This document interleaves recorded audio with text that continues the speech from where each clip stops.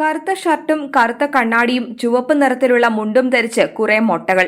Thrissur Keralavarma college ഗ്രൗണ്ടിലേക്ക് ഇവർ എത്തുമ്പോൾ ഇത് കണ്ടുനിന്നവർ ആദ്യം ഭയപ്പെട്ടെങ്കിലും മൊട്ടകളുടെ മുഖത്തെ സന്തോഷം ഏറെ ആകർഷിച്ചു.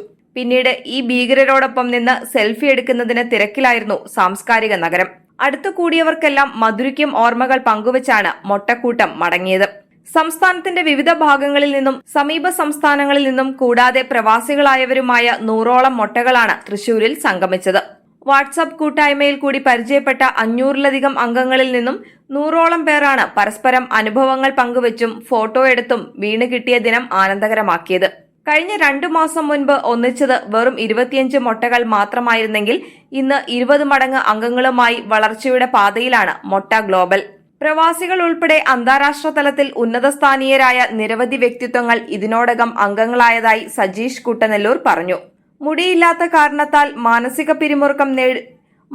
പിരിമുറുക്കം നേരിടുന്നവരുടെ എണ്ണം വർദ്ധിച്ചുവരുന്ന സാഹചര്യത്തിൽ അവർക്കിടയിൽ ആത്മവിശ്വാസം പകരുക എന്ന ലക്ഷ്യമാണ് ഇതിന്റെ പിന്നിൽ. ചിട്ടയായ പ്രവർത്തന ശൈലി അവലംബിച്ച് സാമൂഹിക പ്രതിബദ്ധതയുള്ള ആഗോളതലത്തിൽ മികച്ച കൂട്ടായ്മയായി മാറ്റുകയെന്നതാണ് പരമപ്രധാനമായ ലക്ഷ്യം. മൊട്ടക്കൂട്ടത്തെ സംബന്ധിച്ച് കേട്ടറിഞ്ഞ് നിരവധി വ്യക്തികൾ അംഗങ്ങളാകാൻ എത്തുന്നുണ്ടെങ്കിലും കർശന നിബന്ധനകൾക്ക് വിധേയമായി മാത്രമേ അംഗത്വം നൽകുന്നുള്ളൂ.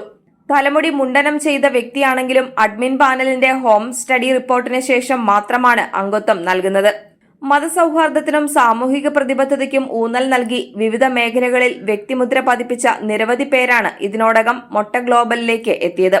അപൂർവങ്ങളിൽ അപൂർവമായ ഈ ഒത്തുചേരൽ യൂണിവേഴ്സൽ റെക്കോർഡ് ഫോറത്തിന്റെ പ്രത്യേക പരിഗണനയ്ക്കായി നിർദ്ദേശിക്കുകയും ചെയ്തതായി URF world record Asia jury doctor Johnson V Idikkula അറിയിച്ചു.